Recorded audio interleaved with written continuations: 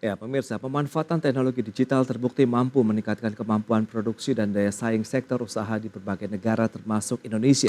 Digitalisasi pun telah menjadi kunci pemberdayaan ekonomi nasional khususnya bagi usaha mikro, kecil dan menengah atau UMKM. Pemerintah tidak mau ketinggalan dalam mengadopsi teknologi digital dalam mendorong pertumbuhan dan peningkatan kualitas ekonomi nasional. Bahkan transformasi ke arah digitalisasi ekonomi telah menjadi kebutuhan untuk berdaya saing di dalam negeri dan di kancah internasional terutama bagi sektor usaha mikro kecil dan menengah atau UMKM. Apalagi UMKM merupakan sektor usaha yang terbukti tangguh dalam menghadapi badai resesi ekonomi global maupun dalam negeri dan telah menjadi tulang punggung ekonomi Indonesia. Saat ini UMKM berperan besar dengan menyumbang sekitar 61% dari nilai produk domestik bruto dan menciptakan lapangan kerja bagi sekitar 97% pekerja.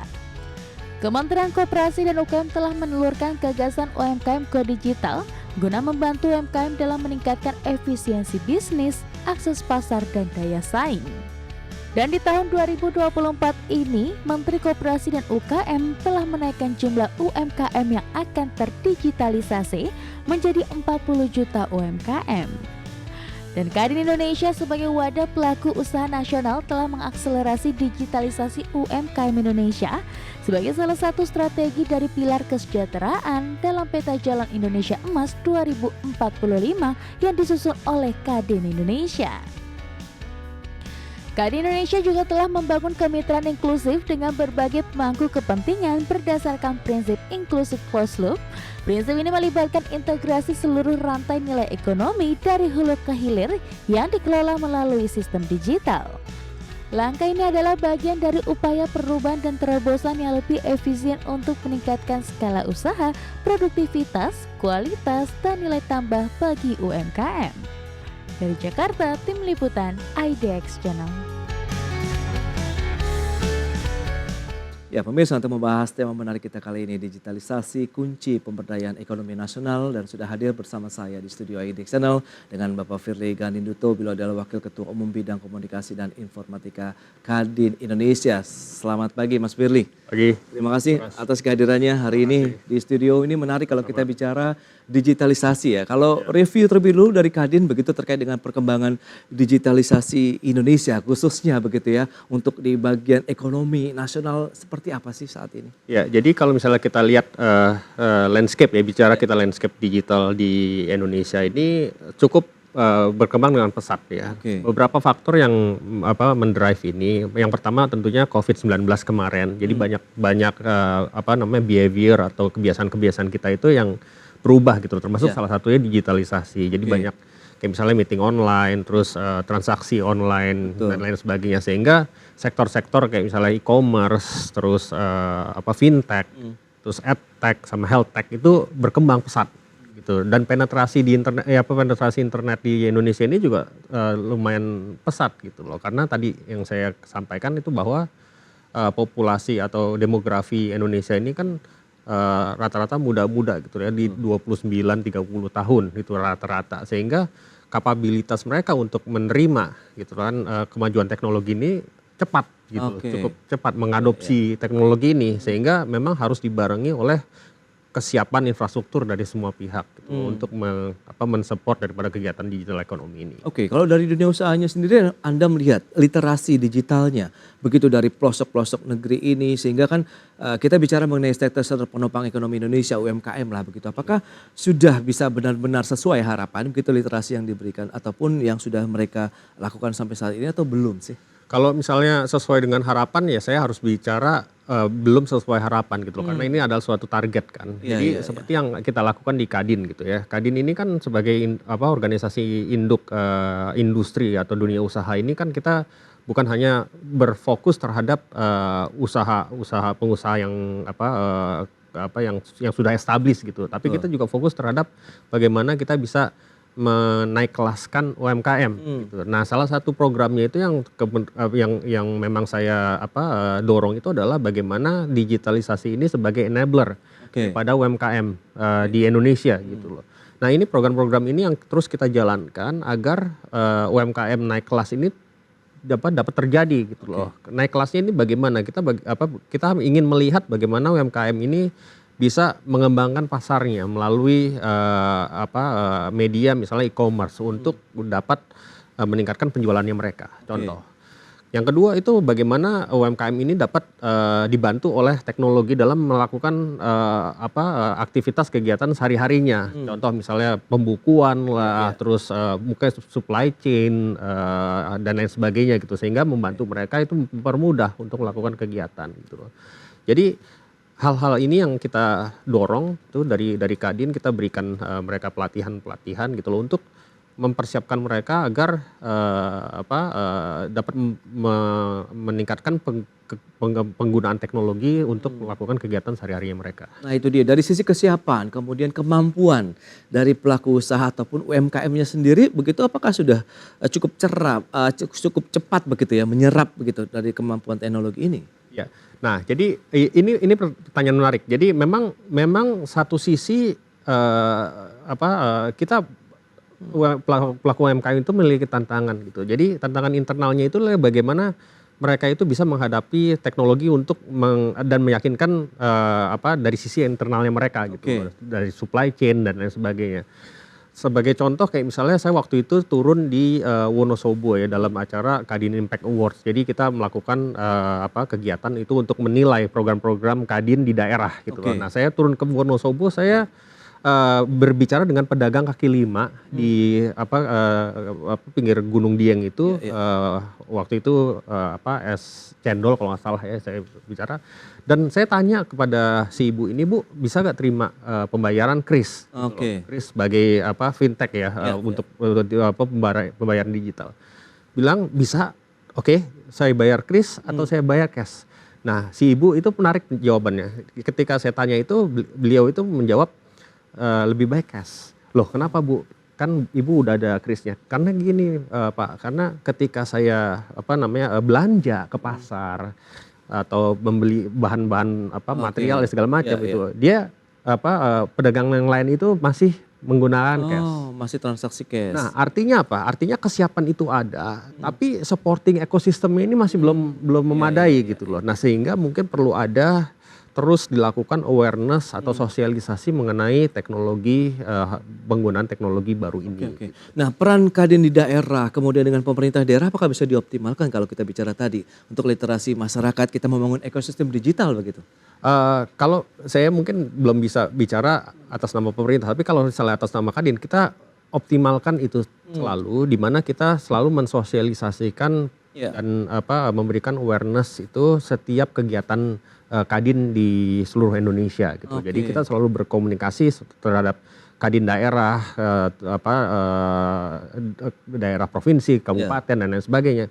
Itu kita selalu lakukan sosialisasi gitu. Baik sosialisasi penggunaan teknologi baru, penggunaan cara bersosial media dengan baik gitu kan, dan bagaimana cara mereka mungkin onboarding untuk melakukan kegiatan aktivitas penjualan di e-commerce gitu. Nah, itu program-program itu kita jalankan sudah kita jalankan. Berjalan dengan baik. Dari sisi literasi ini memang masih ada PR yang harus dituntaskan. Tapi kalau pemerataannya sendiri menurut Mas Firly ini bagaimana? Kan kita tahu juga digital ini sudah merangsek hampir ke seluruh pelosok ya. Penggunaan internet hampir semua masyarakat Indonesia bahkan sudah punya handphone. Nah bagaimana dengan pemerataan digitalnya sendiri begitu? Karena kita tahu inklusinya sekarang ini justru lebih cepat dengan produk-produk keuangan ataupun teknologi lainnya begitu. Betul. Jadi itu hal yang kita harus pisahkan gitu antara inklusi sama awareness gitu atau literasi gitu. Itu dua hal yang berbeda di mana gapnya tuh cukup besar gitu loh. Nah ini yang terjadi yang mengakibatkan sering adanya suatu contoh kayak misalnya pinjam online ilegal, pinjol ilegal, terus judi online dan lain sebagainya gitu loh. Karena literasi masyarakat itu terhadap teknologi itu masih cukup di bawah daripada inklusinya itu gitu. Nah kalau misalnya kita bicara pemerataan itu betul apa coverage itu atau apa jangkauan itu apa dari sinyal handphone itu udah hampir seluruh wilayah Indonesia. Yes. Tetapi yang harus dibicarakan itu adalah connectivity. Nah, connectivity ini kita bicara bukan hanya apa namanya coverage, tapi lebih kepada speed, internet speed. Oke. Nah, ini yang perlu ada perhatian gitu loh, karena kita bicara internet speed. Contoh misalnya kita lakukan kegiatan pembayaran online gitu ya. Nah, dengan kecepatan yang rendah, kegiatan itu belum tentu bisa dijalankan, apalagi di daerah-daerah gitu. Iya.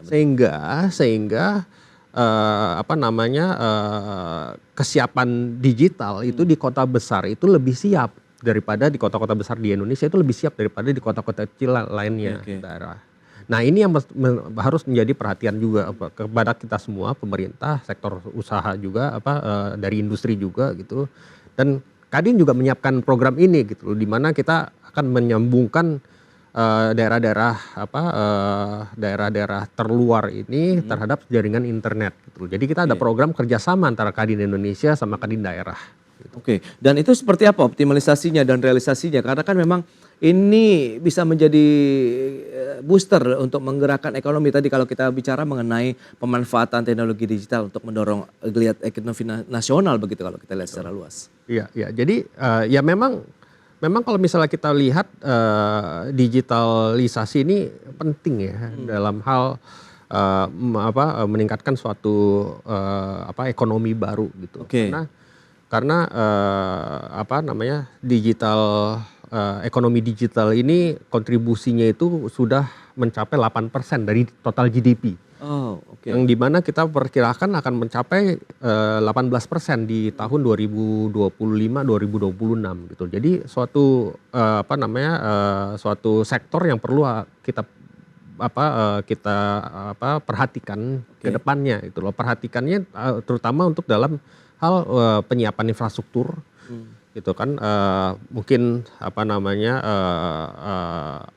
payung hukum yang sesuai gitu kan, yang mendukung dunia usaha sektor digital ini gitu loh. Sama mungkin di sektor pemerintah juga harus disesuaikan gitu loh, karena saat ini kan masih banyak area-area yang mungkin tumpang tindih gitu loh, antara kementerian dan lembaga gitu. Nah, ini perlu ada suatu penyesuaian sehingga koordinasinya itu bisa lebih jelas dan lebih efisien untuk menggerakkan ekonomi digital ini. Nah, itu berarti memang masih ada tantangan yang harus dipecahkan. Tapi bottleneck yang paling utama menurut Anda sendiri dari Kadin begitu lebih kepada infrastruktur kah atau tadi penguatan literasinya kah atau bagaimana?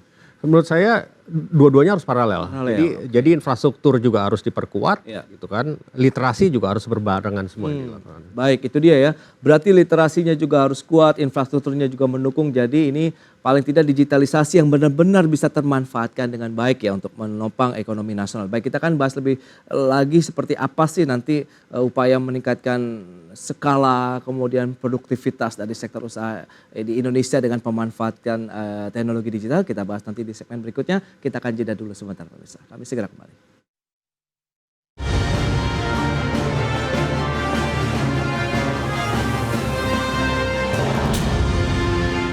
Ya, pemerintah melalui Kementerian Koperasi dan UKM mendorong UMKM di tanah air untuk mengubah pola pikir pelaku usaha mikro dari sekedar survival atau bertahan hidup menjadi bermental kuat entrepreneur. Hal ini guna mendukung peningkatan entrepreneur tanah air untuk menuju Indonesia maju. Menteri Koperasi dan UKM Teten Mas Duki mendorong UMKM tanah air untuk mengubah pola pikir usaha mikro menjadi entrepreneur sejati. Langkah yang disiapkan adalah dengan memadukan dan memperkaya pola atau strategi yang terintegrasi ke depan seperti program inkubasi berbasis kewirausahaan. Hal ini diharapkan juga menumbuhkan UMKM baru di subsektor selain kuliner, fashion ataupun kria, melainkan di bidang jasa dan digital seperti games, aplikasi, film, dan musik. Untuk itu Kemenkop UKM juga terus mendorong upaya akses pasar, bahan baku hingga akses ke teknologi. Kita harus bangun semuanya, supply chain-nya, inkubatornya, risetnya connected dengan pengembangan usaha dan lain sebagainya. Pembiayaan juga sedang saya rapikan dan lain sebagainya. Nah, dengan cara ini kita bisa melakukan scaling up usaha mereka, mengubah mindset mereka yang tadinya hanya sebagai survival menjadi entrepreneur.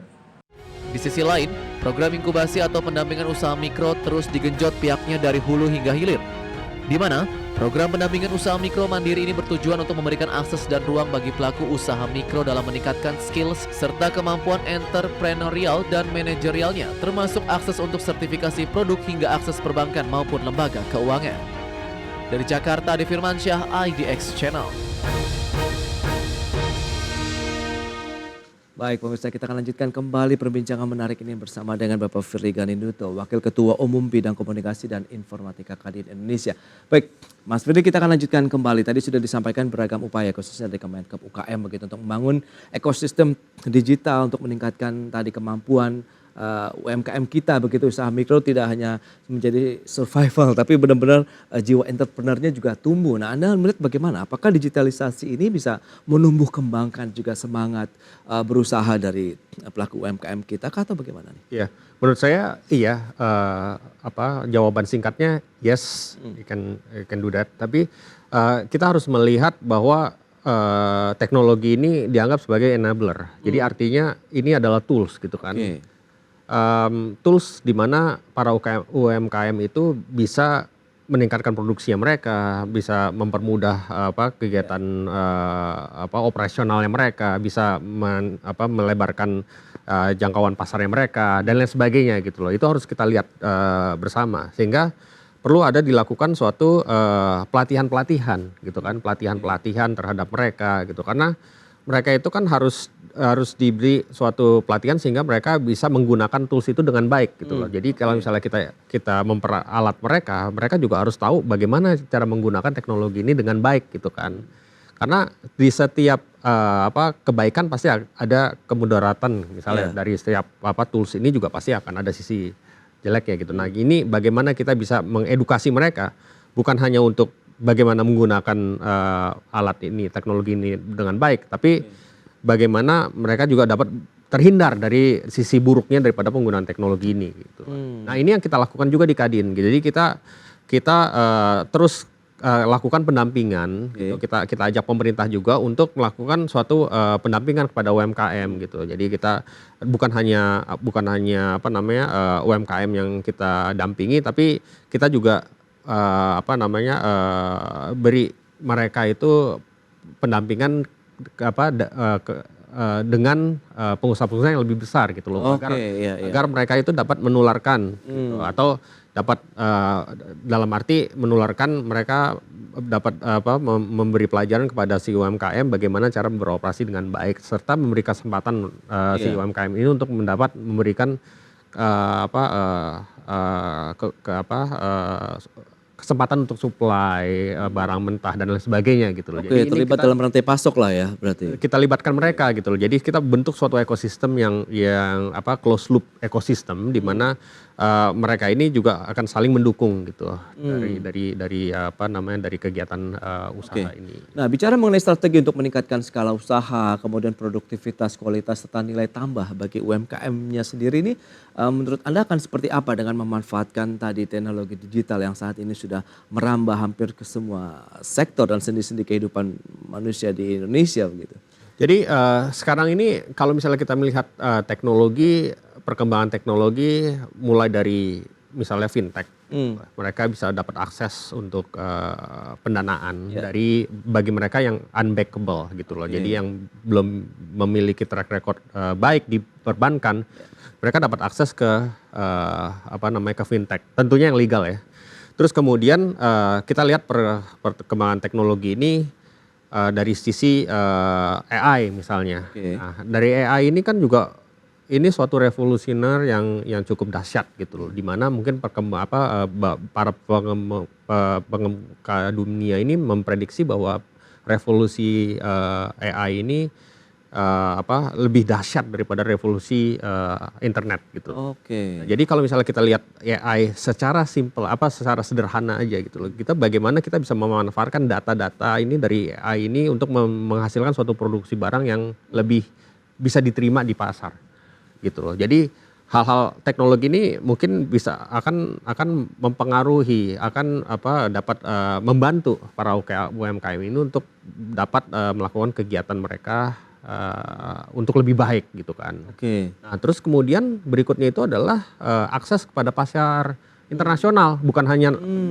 nasional aja tapi internasional gitu loh. Di mana Kadin juga sudah melakukan itu, di mana kita mengkurasi beberapa UMKM dan kita fasilitasi mereka untuk ekspor ke Jepang. Oke. Ini sudah kita lakukan dan nilai transaksinya itu cukup signifikan, itu mencapai 10 miliar rupiah. Jadi UMKM ini sudah ekspor ke Jepang. Nah, seperti ini itu tentunya dilakukan dengan infrastruktur teknologi juga di belakangnya ini gitu loh. Jadi dan ini selalu kita kampanyekan kepada pelaku UMKM bagaimana kita ayo berkadin namanya. Ada kegiatan ayo berkadin. Nah, saya sampaikan juga di sini bahwa kita juga program Ayo Berkadin ini khusus untuk UMKM kita lakukan keanggotaan gratis. Dan dengan keanggotaan gratis itu UMKM itu akan diberikan kesempatan untuk memiliki domain dan website. Jadi ini satu hal simpel dari sektor teknologi itu bagaimana kita memberikan fasilitas, benefit atau keuntungan kepada UMKM untuk dapat memasarkan produk mereka gitu loh. Karena ini yang kita pelajari beberapa tahun terakhir bahwa calon pembeli khususnya untuk di luar negeri itu memiliki kebiasaan untuk mengecek gitu kan, melihat apa sih produknya segala macam gitu dan mereka selalu menggunakan internet gitu loh untuk melakukan searchingnya ini. Nah, ketika si UMKM itu memiliki website itu mudah bagi mereka untuk melihat apa sih produk ini gitu loh.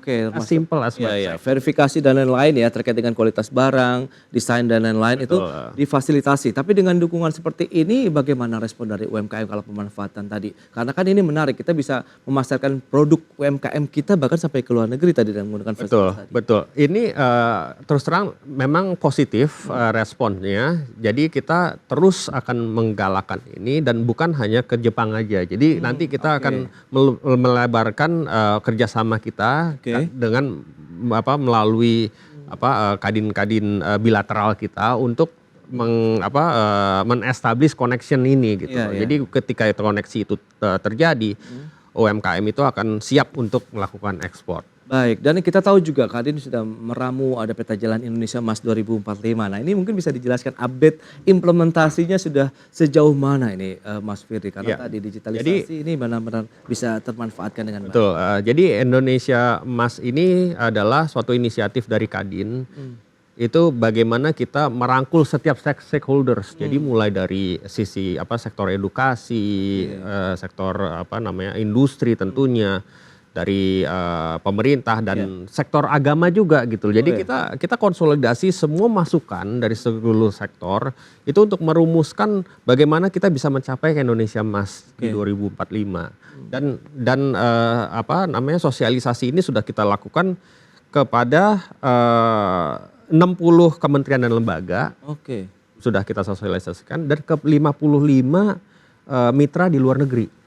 Jadi cukup masif dan kita slogannya ini kan inklusif. Jadi kita akan sebarkan terus gitu loh bagaimana cara Indonesia Emas tercapai di tahun 2045 ini. Baik, itu dia ya terkait dengan proyeksi dari bagaimana Indonesia Emas 2045 dengan beragam upaya juga yang sudah dilakukan oleh Kadin Indonesia bekerja sama tentunya dengan pemerintah dan menjadi akhir juga dari dialog kita pada hari ini. Mas Firly, terima kasih banyak atas kehadiran informasi yang sudah Anda sampaikan terkait dengan digitalisasi ini, benar-benar bisa menjadi booster nih bagi ekonomi Indonesia ke depan ya. Terima kasih.